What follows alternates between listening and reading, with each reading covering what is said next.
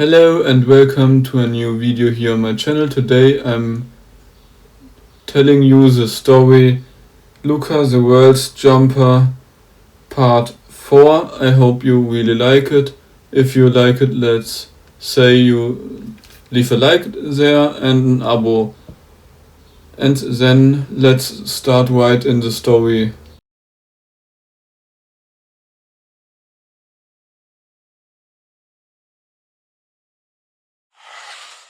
As Luca reflects on this strange reality, she looks for a place to eat and settles on a small diner. Her thoughts drift toward lunch and what she might order, but then, something else catches her attention. It hangs subtly in the air. It's hard to describe, but if she had to put it into words, she'd say it feels like this world is somehow less real than what she's used to. As if the density of reality itself is thinner around her, if that even makes sense. I'll have a margarita pizza with pepperoni and a bit of oregano. Luca says this to the waiter when he asks what she'd like. Her drink arrives a few minutes later, but Luca doesn't even notice. She's too deep in thought. The true nature of her abilities is the main reason she came to this world, to understand herself better. Sure, bringing back something useful from here would be a nice bonus.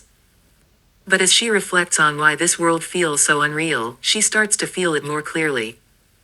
It's not just the density of reality, it's also the strength of this world's natural laws. Somehow, these two things seem linked. The less real the world feels, the weaker its rules are. That's actually really interesting. That means my ability can also tell me how real a world is. But why do I feel like I can do more than just that? Luca wonders, realizing that the glowing white energy within her is interacting with the space-time fabric around her. Where before she could sense space itself, now, in this world, she can feel both space and time. As her perception of time becomes clearer, how it flows, how the seconds tick by, she also senses a blockage within herself. Theoretically, it should be possible to manipulate time. But something is stopping her. Interesting. So I can manipulate space easily, but not time. That's curious. Maybe others in the multiverse can manipulate time, but somehow, I doubt it. She continues to observe her own power. Just then, her pizza arrives, and Luca finally notices the drink that's been sitting next to her all along. She also realizes something else: spatial manipulation only comes easily in one direction, teleportation. Nothing else. Simply having the ability and feeling almost no energy drain doesn't help much if she doesn't know how to perform more subtle or complex manipulations, or even where to begin. Just as Luca takes a sip of her orange juice and reaches for the first slice of pizza, her phone buzzes. She looks at the screen and sees an animated smiley face wearing a detective hat and a monocle. Hello, creator. I've completed the first task you gave me. Cat Noir's secret identity is Adrian Agreste. And Ladybug is Marinette Dupan Chang. Says the animated face, Miley, the AI she installed on the phone she borrowed. Luca grins, amused by how easy it was to uncover the heroes' identities using facial recognition. But to her surprise, that's not all Miley has to say. Luca's eyes widen as she learns that this world has no artificial intelligences at all, no systems, no concepts, not even the idea of creating one. Technologically, this world is far behind, despite the calendar saying it's the year 2020. Even more surprising, the last war in this version of human history happened 300 years ago. The world is far more peaceful than she expected. That's really not what I imagined. But what am I even supposed to do with all this information now? I know their secret identities, but I don't actually want to hurt them. Still, their faces when I reveal who they really are, and point out how ridiculous their disguises are. That's going to be hilarious. Especially if they have some kind of emotional connection and haven't figured out who the other is. That's going to be so funny. But honestly, I'd also really like to learn how to actually manipulate space. That's just a bit tricky since I don't have a place to train it properly. Luca thinks as she keeps staring down at her phone. But I could just go somewhere with plenty of space and test my powers, see what happens when I try to manipulate space, Luca thinks, though I'm not entirely sure that wouldn't be insanely dangerous. Maybe I could hurt myself. Then again, none of my abilities so far have ever harmed me accidentally. She finishes her meal, pays the bill, and slips her phone into her back pocket. As she wanders through the city, her thoughts dart from one topic to the next. On the one hand, mastering spatial manipulation here would be fascinating, on the other, it could unleash catastrophic consequences. Space is half the universe, after all, creating a black hole out of nothing might actually be within her power, given the seemingly infinite energy she wields to dominate reality's laws. But I can't afford to fear my powers, she reasons. If I don't use them, I'll be stuck here forever, and I still need to learn more about myself. I just don't know whether my energy reserve is truly infinite or simply regenerates at an unimaginable rate. Does my ability have limits? That uncertainty is maddening. Recognizing how complex her situation is, Luca's mind shifts again. Why is it so random which worlds appear in my mental catalog when I flip through the multiverse? Why do similar realities cluster together, even though I seem to jump through all sorts of dimensions at will? That doesn't match the structure I sense when I travel. What do I even call all this? A multiverse, an omniverse? It's fascinating. Paris grows uncomfortably warm, and Luca decides it's time for a cooler spot. I should really jump elsewhere. With a thought, she teleports to a chillier region of the planet. Yet even as her surroundings shift, her reflections continue. She came here for many reasons, not only because people were hunting her, probably upset at how recklessly she'd trespassed before.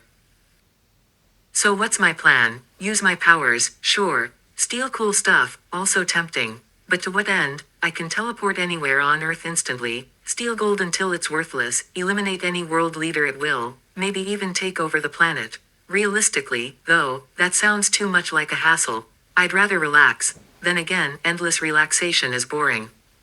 She smirks at the thought.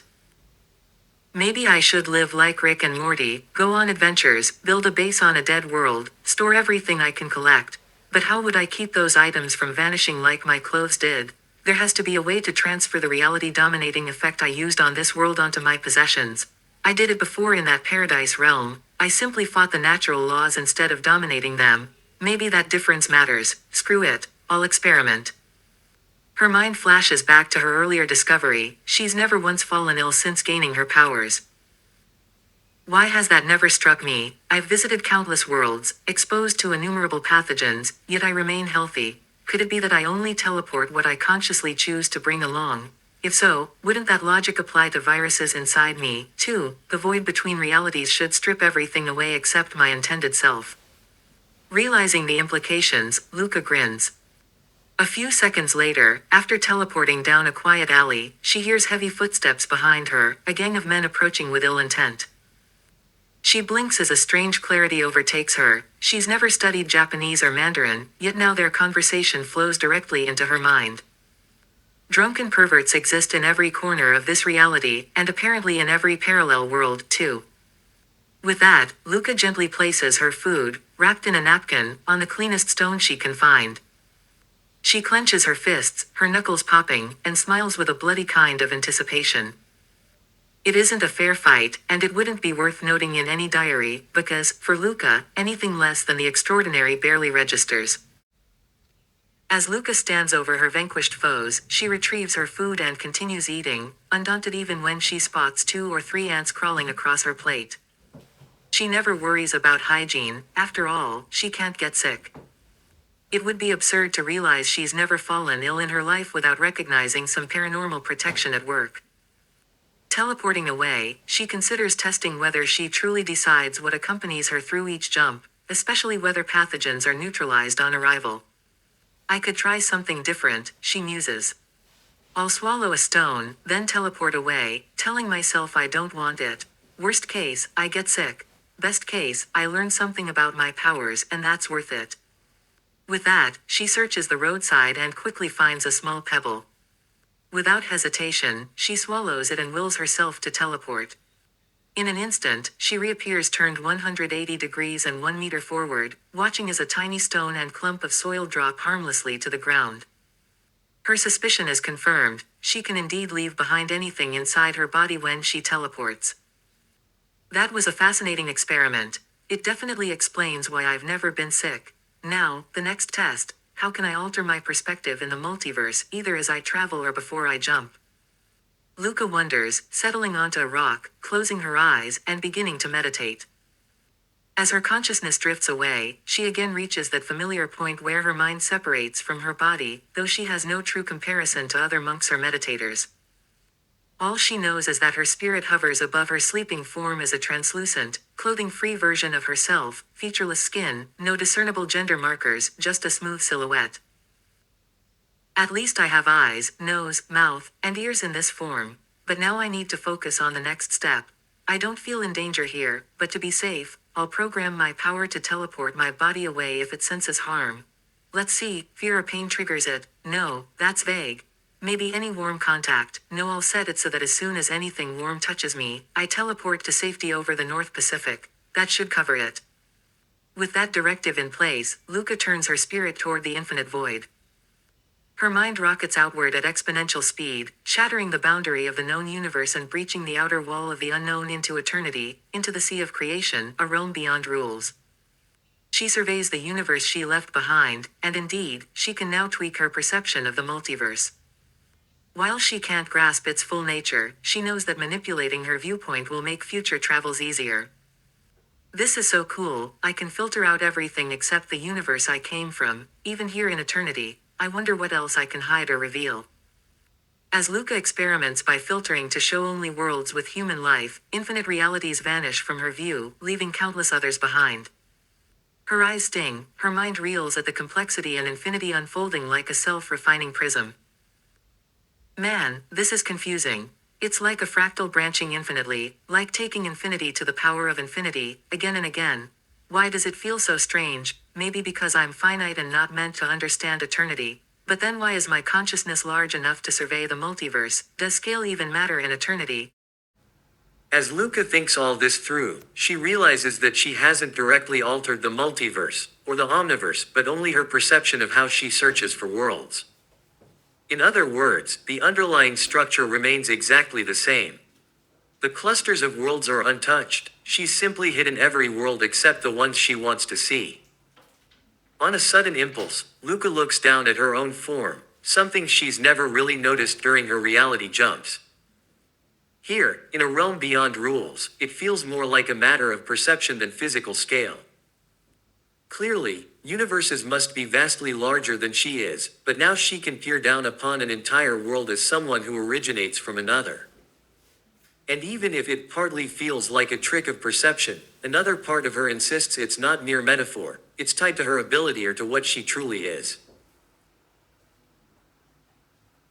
Man, this is confusing.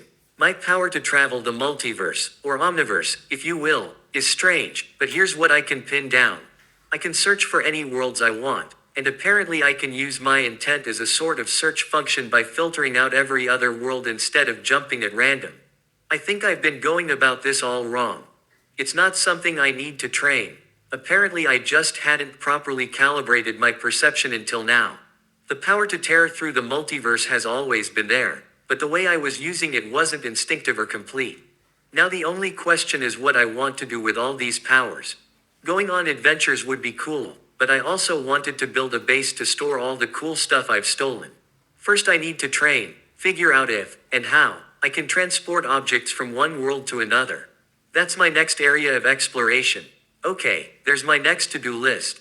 How do I find a world I can use as a hideout and as a testing ground? Right, I'll search for a world without any human life, ideally no life at all, where human life would still be possible. No, if I say, no life, I'll find truly dead worlds full of nothing but dust. Okay, a world with no intelligent life, but one where intelligent life could exist, preferably a post-apocalyptic Earth that once had humans. Once more, her perception shifts, and the entire structure of the multidimensional universe cluster, as she's begun to call it, reshapes itself. Countless bubbles vanish until only those she picked remain. Luca notices again that even these post-apocalyptic universes, where human life is gone but other life persists, form their own infinite swarms of bubbles. She understands now that the multiverse, the omniverse, is built like a fractal, endlessly multiplying, branching into infinite strands and structures. It's breathtakingly beautiful, more magnificent than she could ever imagine, for it is the totality of creation. The multiverse is truly beautiful when I think about it. It's like a Mandelbrot set, only infinitely more complex, stretching in every direction. It's as though you took infinity caret infinity and then raised infinity to that power again. In its entirety, its complexity and the patterns within. It's wonderful. It's beautifully special. It threatens to drive you insane.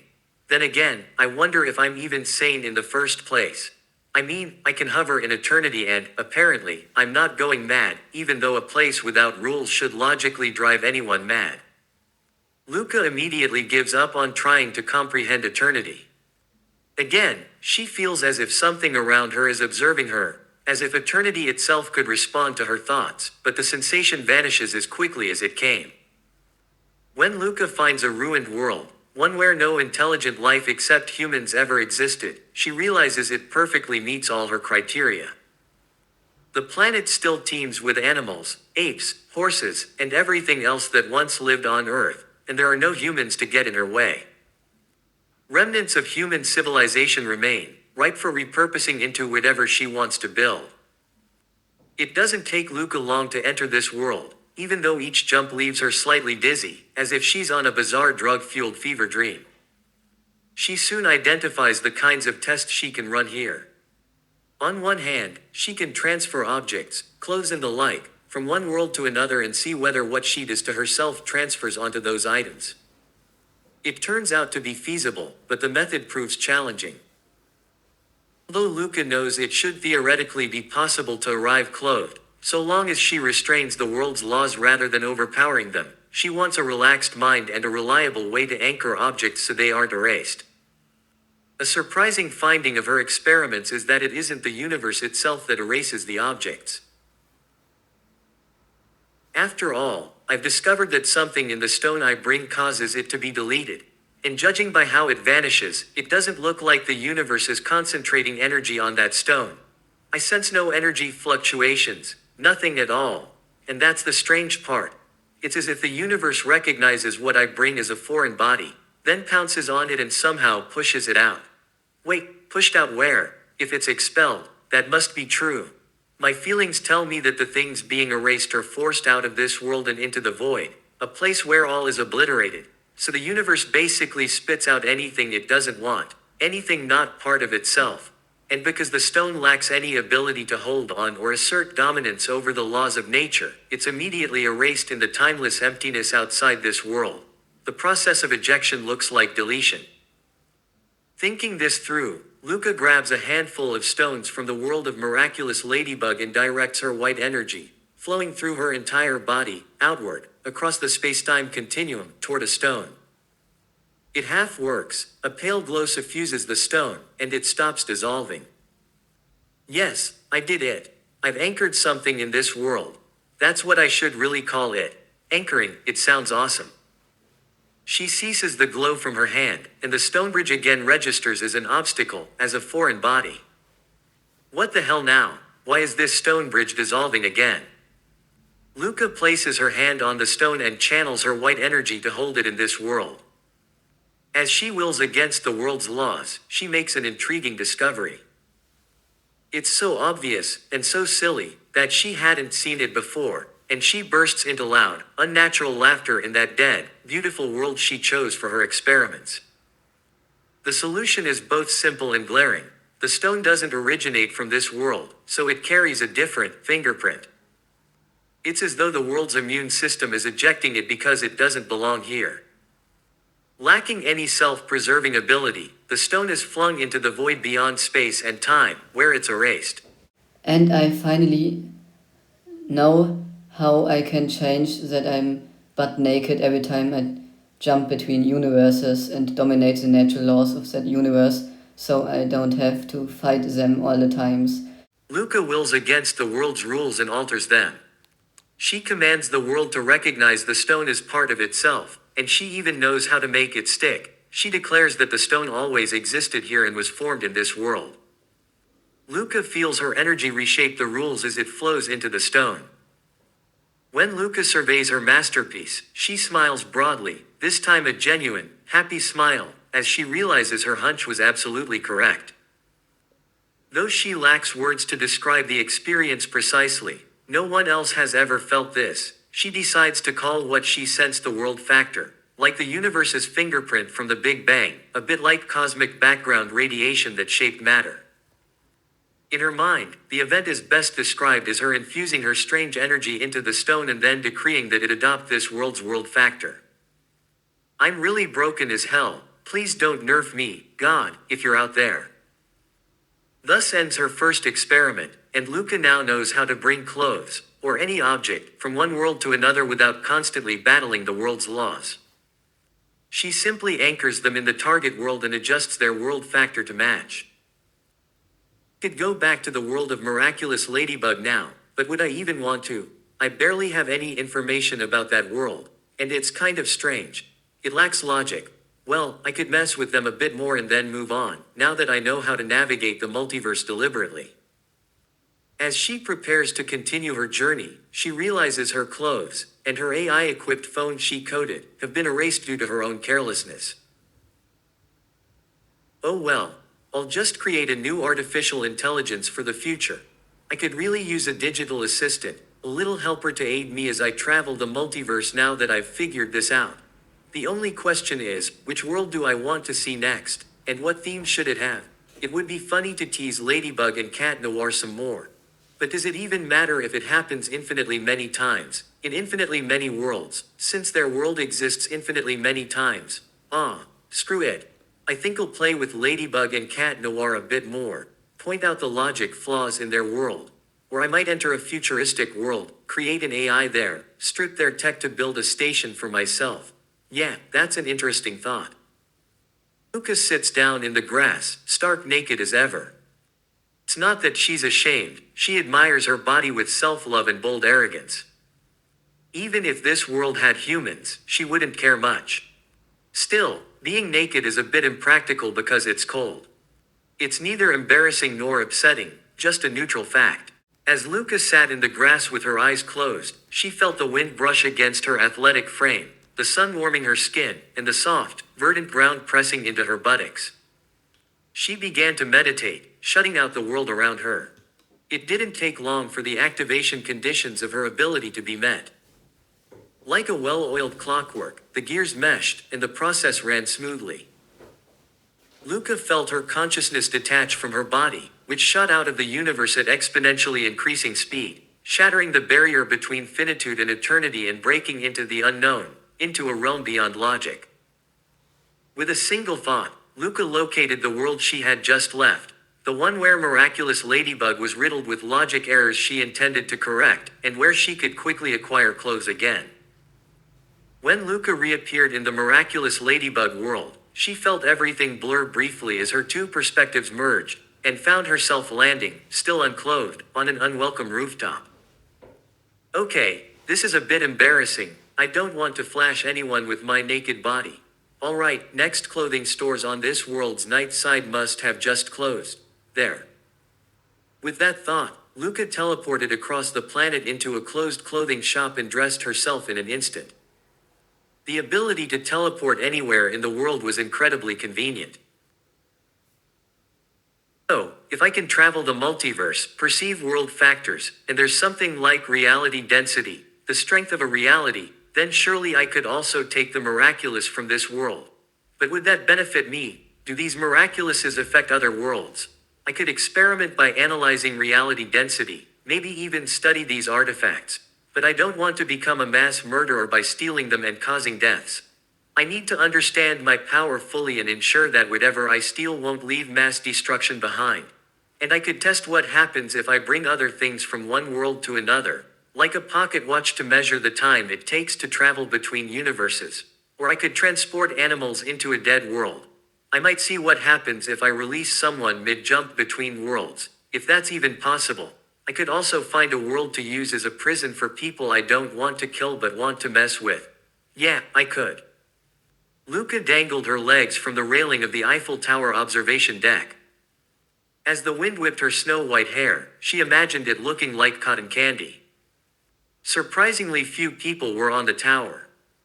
This is weird, where is everyone? But even more interesting, if everything around me has a world factor, why don't I? Do I even have one? She looked down at her hand, trying to detect her own world factor. What she saw twisted her stomach and made her head throb. It was impossible and bizarre. It felt like standing in an infinite funhouse of mirrors, seeing herself countless times but each reflection slightly different, like observing something that refuses to be understood. Luca felt that she had zero and infinite world factors at once, which made no sense, just like the white energy coursing through her veins. How should I even name this energy that lets me travel between universes? I can't keep calling it energy. Maybe Hility energy, 0 point energy, or Nexus energy. Those sound cool, but Nexus would imply I'm the center, and 0 point implies something about zero. No idea. I'll just call it X, for now, until a better name comes to me. Luca watched Ladybug and Cat Noir battling someone in the distance. It looked like one of the villains she even knew something about.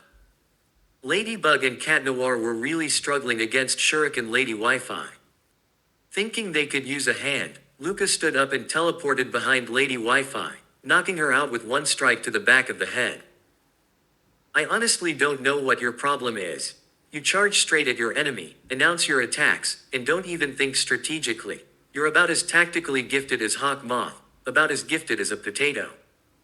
Lady Wi-Fi fell unconscious to the ground. How did you do that? Who are you? Where did you come from? Now you have to answer our questions.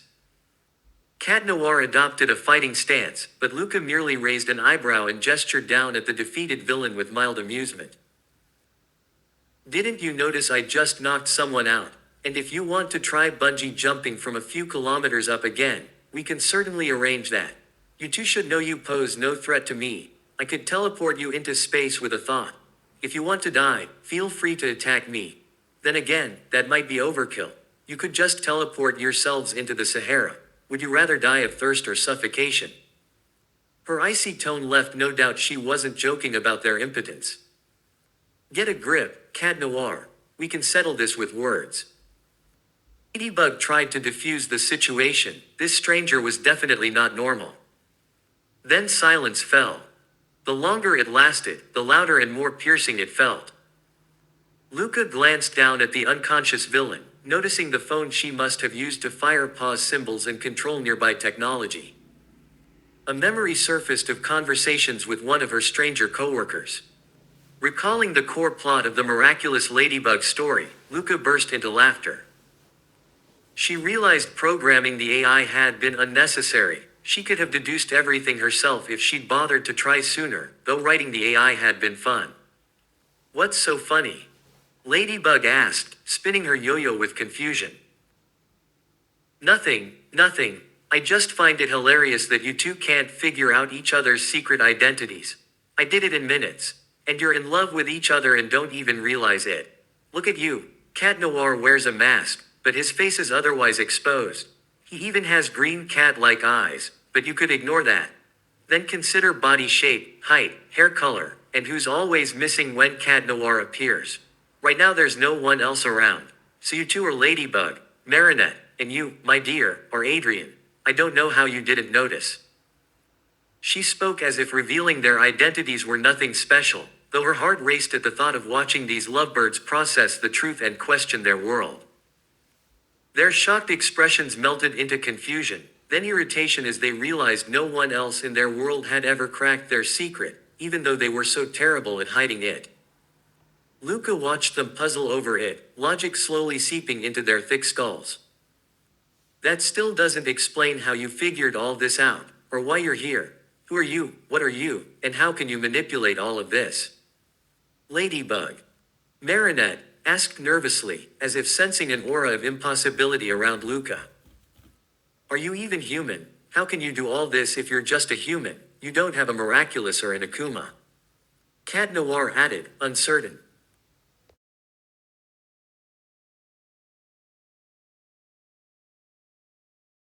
And that's it for today. I hope you really liked it. If you had fun listening to my story, leave a like and abo down. And if you want to see the next video from this story, click on the right side on the screen. There you can find the playlist on the left side of the screen. You can now find also the newest video I uploaded. Until next time, Take care and goodbye.